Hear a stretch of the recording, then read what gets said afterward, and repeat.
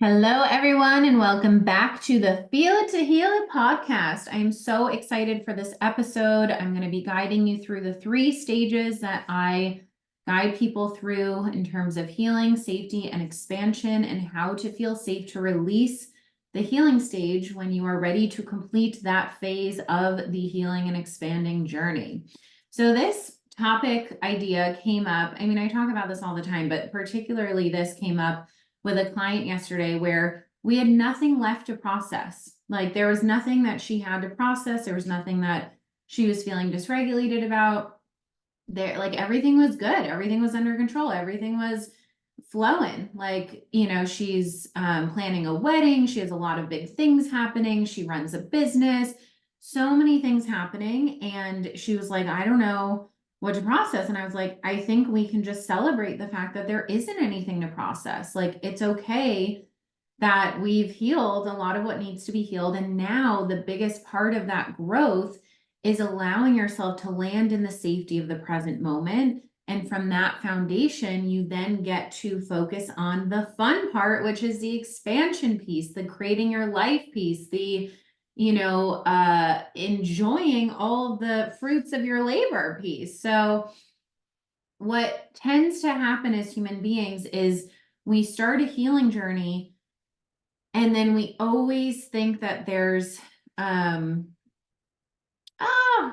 just got a notification from my client, just more manifestations coming in. Like this is the level of magic and frequency that you get to live in when you actually feel safe to expand. So we have to remember why we do the healing work. We don't do it to then stay stuck perpetually in this healing mode. There are so many people out there and even healers themselves that perpetuate this notion that we always have to be healing.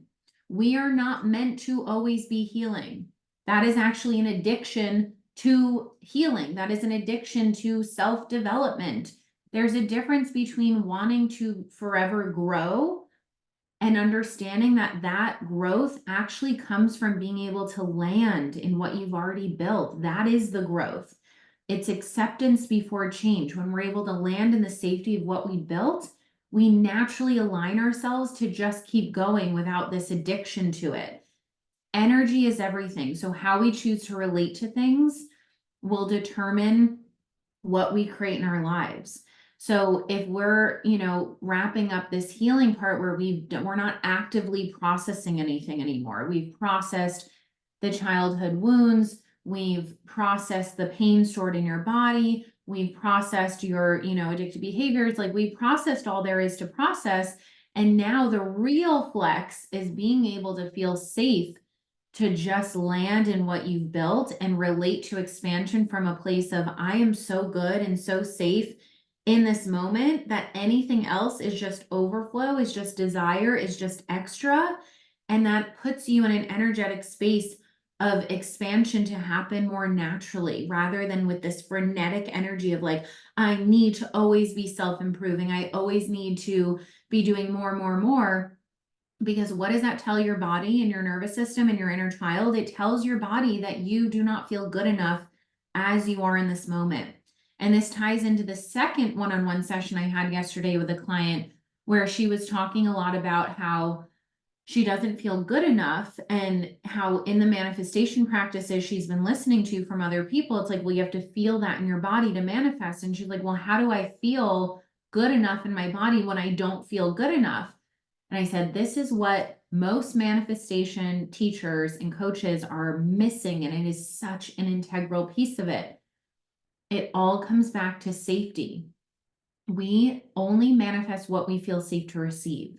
So we cannot bypass our pain and bypass human emotions to then get to this place of, well, I feel good enough. I'm just going to tell myself I do until I do.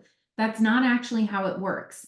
Imagine if you want to feel good enough and there's stored pain in your body from childhood around times where you were made to feel not good enough. You can't bypass that because that is the very thing blocking you from feeling good enough, from feeling how you want to feel.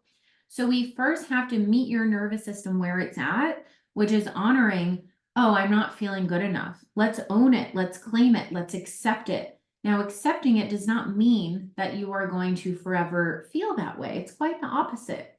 Accepting it means that you are meeting yourself where you're at. And by accepting what is, you get to tend to what is, you get to come into relationship with what is already present. And through that acceptance, you allow yourself to release that block without trying to force it away, but just actually allow yourself to feel, oh, I don't feel good enough. And that feels really painful to look back in all the ways during childhood that I was made to not feel good enough. And when we tend to that part of ourselves, when we tend to that younger part of ourselves, we then actually create the safety we need to shift into realizing, oh, is that ultimately true? Is it ultimately true, all the conditioning I had that told me I wasn't good enough? No, that's actually not true. And so I want to no longer relate to that belief, but I have to process the pain around it first. And then when you do that, you make energetic space for new energy, which then creates new beliefs. It's energy and emotion creating beliefs, not the other way around. Mindset work does not work until you tend to the nervous system. It cannot go from top bottom. It has to go from bottom up here to the mind. That's our like it's literally like a tree, right? The tree is rooted with the trunk in the ground and then it sprouts to the leaves. That is our nervous system. Our nervous system starts in our body and then it sprouts thoughts into our minds. And so if we're just trying to cut off a branch and glue a new branch on there, and then we're wondering why the branch keeps falling off, it's because we have not changed the root. Damn, that was a great analogy. I'm going to use that one more often. I love that. So we always have to get to the root. So we first have to tend to what is, then we have to accept it. We have to love it. We have to come into relationship with it. We have to own when we're not feeling good enough, when we're not feeling worthy. Own that, write it, feel it, release it, and then create space for something new. We cannot bypass that integral part. Oh, this tea is so good. So good. I love tea. Yesterday, I was on my membership connect call, and one of the girls said, I think for your future merch store, for the Rachel Kelly Coaching merch store, you should do a special Rachel Kelly Coaching tea. Like I create a custom tea blend. And then while I'm doing these morning tea lives, you guys can drink the Rachel Kelly Coaching tea as you're listening to Rachel Kelly Coaching's morning live tea. Look at that. Oh, I love it.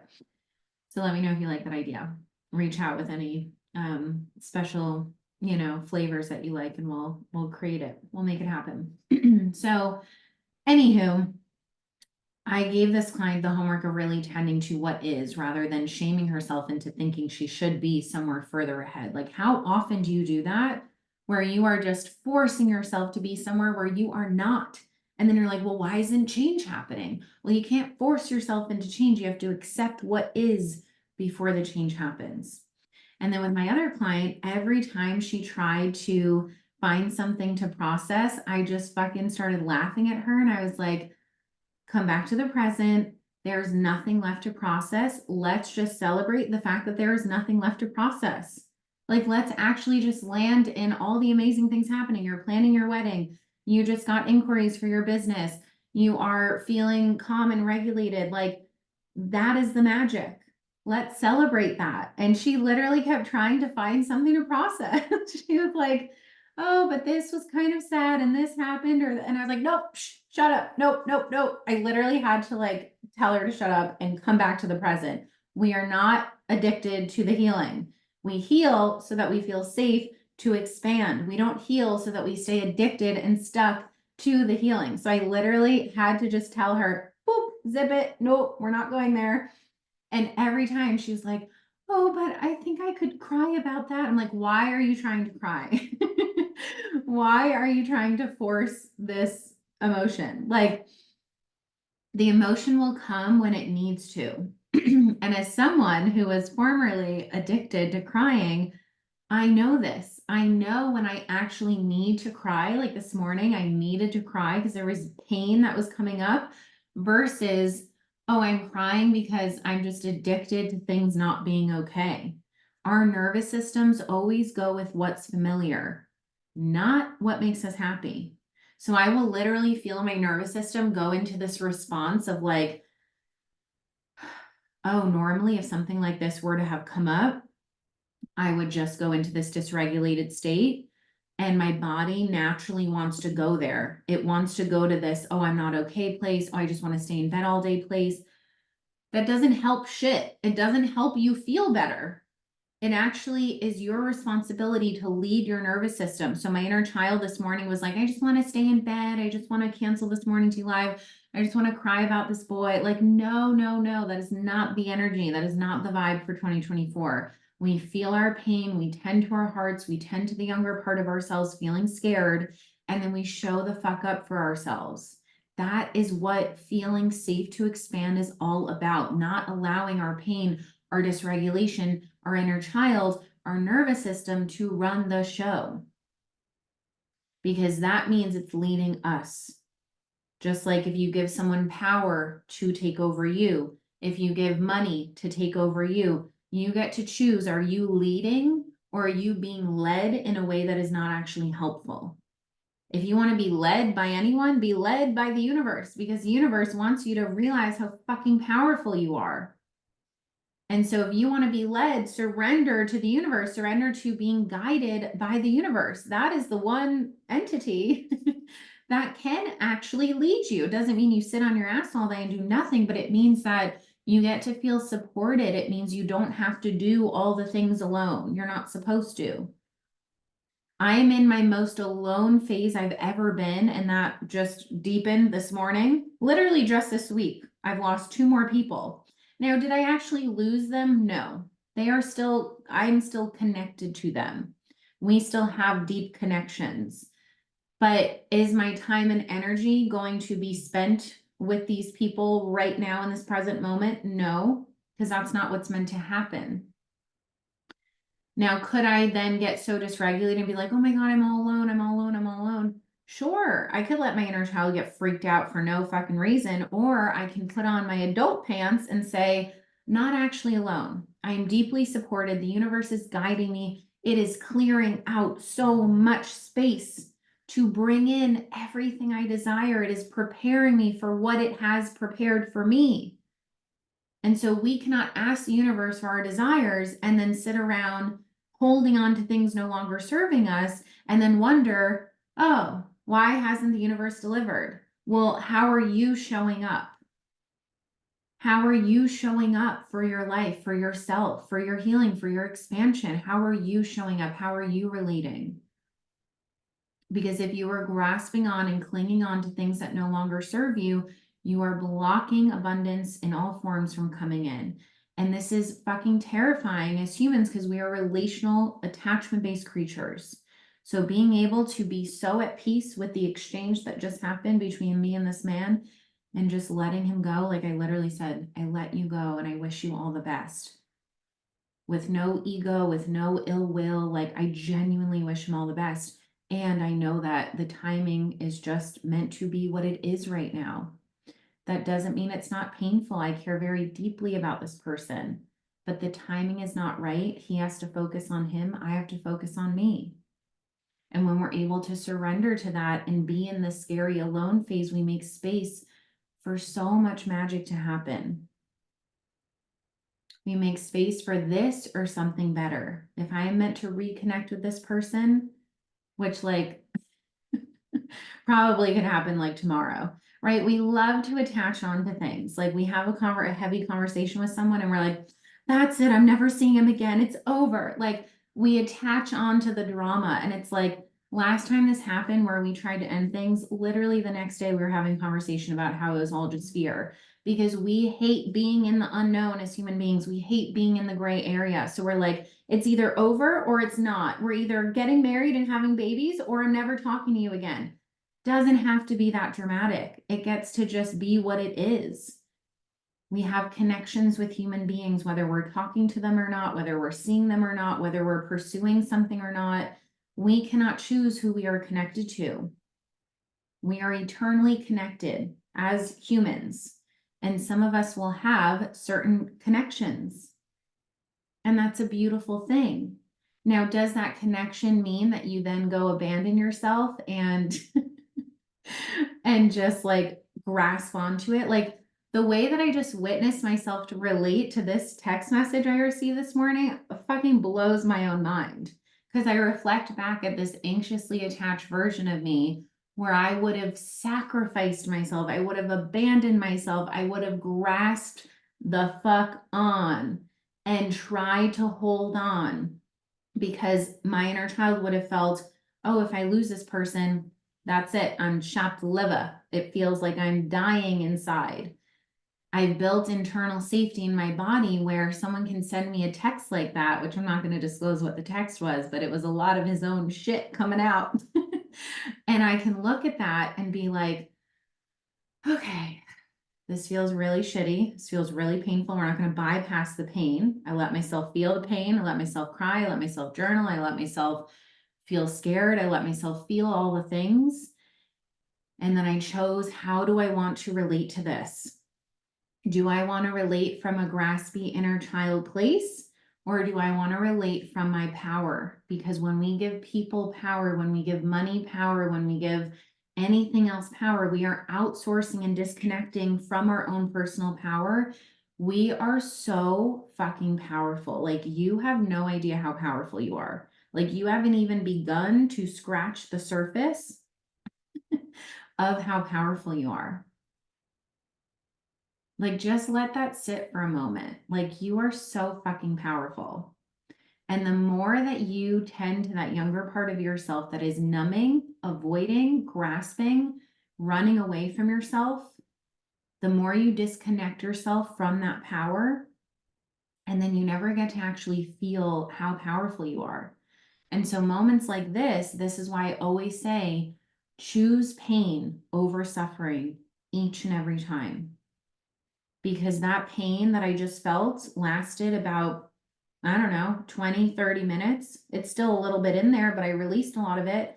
And on the other side of this, I feel so fucking powerful. And that is so much better than a temporary moment band-aid relief of grasping on and feeling a temporary relief of like, okay, I'm not going to lose this person. Everything's fine. You don't need that person to feel safe. You don't need that money to feel safe. You don't need that job to feel safe. You don't need anything outside of yourself to feel safe. Now, I understand you're thinking, but Rachel, I do need money to pay my rent. But Rachel, I do need this person in my life because I love them and I can't imagine my life without them. Yeah, I've been there. I totally get it. I understand that sometimes you lose people and you literally feel like you're dying. I have been there. When you are so deeply connected to someone that life without them literally makes you want to die. I've been there. And yet we are not dependent on anything outside of ourselves for safety. So yes, do we need money to pay rent? Do we need connection? Absolutely. But when you believe that you are deeply supported by the universe, by God, by source, whatever the fuck you want to call it, you feel safe to release control and you release magic to happen because the universe wants you to have the money. The universe wants you to have the deep love. The universe wants you to have the abundance in all areas. The universe wants you to have freedom. Like, we are literally put on this earth to expand and grow. And so when we talk about releasing the healing phase, it's so that we can actually get to the expansion part. I'm not about keeping people stuck in, well, there's more to heal and there's more to work on and you're just not, fixed yet. Like, no. The whole point of healing is let's love and accept and tend to these parts that you've been repressing, that you have not felt safe to feel for your whole life because of childhood. And when you actually feel safe to feel and tend to those parts, you then bring all these fragmented parts of yourself together in a way where you feel safe to be with it all. My fish looks like it's like not alive, but I think it's just chilling. Let me just make sure it's alive. Oh, okay, it's alive. So yeah, I'm fostering some fish for Alexander, and he moved it to my desk, and it's right in front of me. So anyway, the universe wants us to have all these things. So when we take these fragmented pieces of ourselves and we come into relationship with them and we stop avoiding ourselves. We stop numbing through the food, the TV, the alcohol, the whatever the fuck it is. We all have addictive behaviors because we're all fucking human. If you're watching this, you're human. Unless your cat accidentally pressed play. But when we do that, we then are able to feel safe to expand. So healing is not about thinking there's always something to work on, because that's actually a very valid excuse to stay stuck. Oh, well, I'm just healing. Oh, I'm just healing some more. Okay, you've done enough healing. It's time to actually put on your big girl pants, hold your feet to the fire, and go create the life that you want. Because you saying that you're still working on something, or you still are healing something, or maybe you know that. I don't care what you know. I care what you're doing with what you know. You can know all of your wounds and you can blame everything on your wounds and say, well, I just relate that way because of this wound, or this is just happening because of this wound. That's great. But what are you doing? What are you doing about it? Right? Like, you can acknowledge where something comes from. That's beautiful. But then let's take some action. Let's take some inspired action, showing your nervous system it is safe to not hold on to that wound, but rather allow that knowledge of the wound to inform you and how you want to relate to it. Do you want to allow it to keep you stuck, or do you want to allow it to move you forward? So healing is not meant to be forever. Growth is meant to be forever. Healing is not linear. Growth is linear. So every time you feel like you're going in like circles with your healing, it's like you're just continuing to grow forward. And so in the session with my client, I had to just keep bringing her back to the present, because trauma disconnects us from being in the present. Because in the present, there are things that get triggered. There are things that come up. There are ways in which we avoid ourselves. I did this last night. I stayed up until 1 a.m. on my phone way too long. And I know every time I do that, I know that I'm avoiding myself. And I'm in a really, really, really deep, scary period of my life right now. And so I know that I'm much more vulnerable to my addictive behaviors. I know that I'm much more vulnerable to eating way too much chocolate, wanting to watch a movie, being on my phone, just seeking connection, seeking saving. And I have to be so fucking honest. It's not that it's perfect. I have engaged on my phone way too much last night. I did go to bed too late. I have eaten probably too much chocolate, even while using the excuse of being on my period. Like, I have to be so honest. And that honesty does not mean that it's going to be perfect. And it doesn't mean I can use that as an excuse. It just means that I have to really be honest about where am I avoiding myself, and slowly taking the steps to shift how I'm relating to that. I have to do this every day. Where am I avoiding myself? I noticed while I was driving, I like wanted to pick my phone. I'm like, you're fucking driving. Keep your eyes on the road and take a deep breath. Like, this is literally the conversation. These are the conversations I have with myself. Man, the universe gave me a really big wake up call, because I was turning right. It was a green light. I was turning right, and I did not see this biker. And he, like, we were close to I was close to hitting him, and he freaked out, and he was pointing at the sign that said, that he had the right of way. The walk sign was on. And I was like, I'm so sorry. I'm so sorry. I'm so sorry. Go ahead. Go ahead. It's because I was not present. My mind was like, blah, blah, blah, blah. I was not present. And these fucking phones distract us from being present. And we can either use that as an excuse, or we can use that honesty and that awareness to say, okay, let's shift this. We know better. Let's do better. And so anytime I wanted to pick up the phone, which is me just avoiding myself, I just took a breath. I screamed. I was like, ah, just need to like release some energy. There's a lot of energy happening for me. I think collectively we're in a very deep energetic void right now. So there's a lot of unknown, a lot of fear, a lot of ungroundedness. All that's fine. But can we be with it all? Can we show our nervous systems we are safe to be with it all? It looks messy. It's not perfect, but it's in every moment that I want to pick up my phone. Instead of doing that, I do anything else. Okay, blast music. I take a long, deep breath. I just let out a sigh and was like, ah, I just let it out, and I stay focused. So it does not mean that it's going to be perfect, but it means that we have to keep choosing how we want to relate. And even if we fuck up the first time, we do it again the next time. And if we fuck up again, we just keep relating differently until it actually shifts and we do it. The only way out is through. We just have to keep relating differently. So with this client, I kept redirecting her back to celebration. What else are we celebrating? Tell me. What else are we celebrating? Tell me. What else are we celebrating? And she was able to list all of these things, like all these abundant things that she would have been missing out on if she had kept focusing on trying to find something wrong when there's nothing wrong. She kept saying, well, the issue is, I'm like, oh, the issue is that you're trying to find an issue. There is no issue. Now, if you're listening to this and you haven't even begun working with me or begun this healing journey, this does not pertain to you.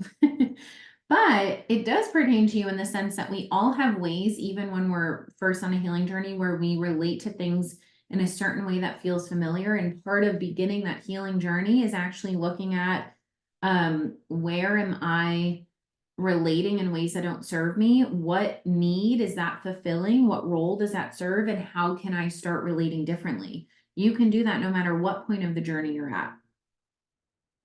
So just like this morning, when I had this painful text conversation, I could have related by grasping on, by trying to convince, by trying to diminish my needs, by not actually expressing how I feel, by just trying to keep the peace and not expressing how angry I was. And instead, I didn't send dysregulated texts the way that I used to. Oh my God, I would have, you can ask any of my ex-boyfriends. I used to send very dysregulated texts where I would just go off on them and off on them and off on them, to the point where it was just like suffocating. And I'm like, holy fuck, what the fuck, Rachel? That is not okay. And so now I say what I need to say, and then I put the fucking phone down and I tend to my heart. That's the difference. And you know what happened when I did that? This person's energy shifted. So he went from being all like, well, da da da da da da to, well, I just didn't da da da, like more just expressing like his fear. And then I said, you're projecting a lot of shit onto me. And he's like, I don't project. And then it got all ego flamed. And I just said, okay. I said, okay, take care. And I ended it. I didn't try and prove anything. I didn't try and convince, like, I don't have the time or energy for that anymore. And it's so fucking liberating to get to that point. Stop trying to make people see the light. They're not going to see the light. And those that are meant to see the light will see it. But spend your time and energy on those people willing to hear it and willing to look at themselves. I literally told this man, I said, from day one, I told you, you're not ready for me. And that's okay. I don't say that from an ego place. I say that from an alignment place. He is not ready. He's not ready for what I'm ready for. And that's okay. That's just an alignment issue. That's not a, he's worse, I'm better, I'm worse, he's better. It's not any of that ego shit. It's just alignment. He is in a different place and I'm in a different place, and he has to honor where he's at and I have to honor where I'm at. And that is setting people free. That is true love, when you actually set people free. When you don't grasp on. Attachment is not love.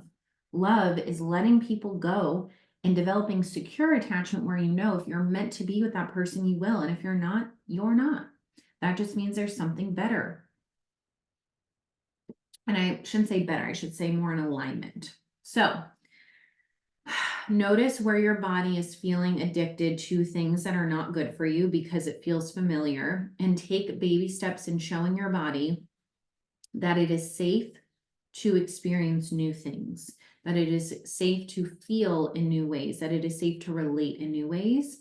And then let me know how that goes. It is a continual practice. And if you are needing deeper support with this, I have one-on-one spaces open for those that are ready to, even if you don't feel ready, but if your heart and soul is ready to feel differently, I help people heal their stored trauma, process their childhood relational pain, their attachment wounding, which we all have, land and build safety in your body so that you can release the external addictive behaviors, the external saving, the needing to be with a partner to feel safe, the needing to be with, you know, someone to be, whatever it is. And then when you have that foundation of safety, the sky is the fucking limit. JK, take that back. There is no limit. When you get to that place of safety, there is no limit. You can literally create whatever the fuck you want in your life. You want a boat, you can have a boat. You want $1 million, you can create $1 million. You want the most deeply connected love, you can have the most, like, you get to have it all. That's literally what we're here. This is the new earth I'm creating. It's where you don't have to sacrifice yourself to get something. You literally get to put in the internal work and have your external reality mirror that, and you get to have all the magic you want. You just simply have to believe that you can. And part of believing that is processing the pain where you don't believe it. So notice where you're grasping on, notice where you're avoiding yourself. This is, it's all attachment wounding. When you are anxiously attached, you have to lean back into the safety of the relationship with yourself and energetically pull back from the relationships you're grasping onto. When you are avoidantly attached, you have to get so uncomfortably close. Like so uncomfortably close where it's not even that close in retrospect, but for you, it feels really close. You have to lean into those relationships. How would you prioritize? I saw this reel yesterday that was like, how would you prioritize the relationship? Because avoidantly attached people are so focused on avoiding intimacy and avoiding connection that they are more comfortable leaning back into the relationship with themselves. Now, keep in mind, even though they're leaning back into the relationship with themselves, it doesn't actually mean that they're coming into relationship with themselves. It means that they just feel safer to be alone. But during that alone time, they're numbing, they're distracting, they're avoiding themselves. They're not actually coming into relationship with themselves, because if they were, they would understand how important it is to have connections in your life to be happy. So they would stop avoiding connections because they would stop avoiding themselves. Just like with anxiously attached people, we have to learn how important it is to have a relationship with ourselves in addition to others. So we need both. We need the relationship with ourselves and we need the relationship with others. Anxiously attached people need to lean back into prioritizing the relationship with themselves more because they're overly prioritizing the relationship with others, and avoidantly attached people need to overly prioritize the relationship with others, so they stop overly prioritizing the relationship with themselves, and both will lead to more secure attachment. Now, if you're a disorganized attachment, which means you have both, it's really a balancing act of both. Where are you avoiding yourself? Where are you avoiding others? How can you lean into both?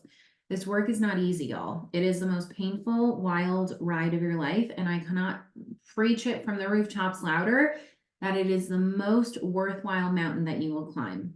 Because when you get to the top of the mountain, there's another mountain to climb, and then you just feel invincible, and then you get to experience more and more and more, and then you become this magnetic flow of abundance, and truly magic occurs. Like magic meaning you get to see all the things that you can't physically see, but energetically you're attracting, and then you see how you are supported, and it is just so fucking nourishing. So with that being said, honor whatever stage you're at, whether you're in the healing stage, the safety stage, or the expansion phase. I am for you because I am a healer and an expander. I take you through all three phases. I can meet you where you're at. We also have some spaces left in the men's group, Real Men Heal, starting mid-March. We are so excited. This is our 3-month men's group coaching program for the man that wants to fully transform and heal and build secure attachment. And then I have my membership, Beyond Your Wildest Dreams. This is my lowest cost offer, $3.70 a day or $2.70 a day if you do the painful option. And you get weekly live trainings. I just added in a monthly connect call for you to connect live on Zoom with each other. The healing journey can be so lonely, but it does not have to be anymore. And you get to invest in yourself, to have support and community, be around like-minded people who are also wanting to create a life beyond their wildest dreams. So this affects every area. I'm not a niche down coach, and I know a lot of business coaches will say I should be, but I'm not that coach because I'm not telling you I can help you with your love life. I'm not telling you I can help you with just business or just making 30K months or just releasing your weight. I'm telling you, I can literally help you shift every area of your life. So instead of going to a relationship coach here, a trauma coach here, our nervous systems are the blueprint and the foundation for every area of our lives. So if you want to shift every area, I'm your gal. So DM me, link in bio to look at all the ways to jump into this work. I'm so honored and happy to be guiding you through your healing, your safety, and your expansion, and you are safe to expand. You are safe to release the addictive ways that your nervous system will attach on to chaos and drama and trauma. What if things got to just feel lighter? And in order to feel that lightness, you have to stop avoiding your pain because life is painful and that's okay. I love you guys so much. Mwah. DM me with any questions and I will see you soon.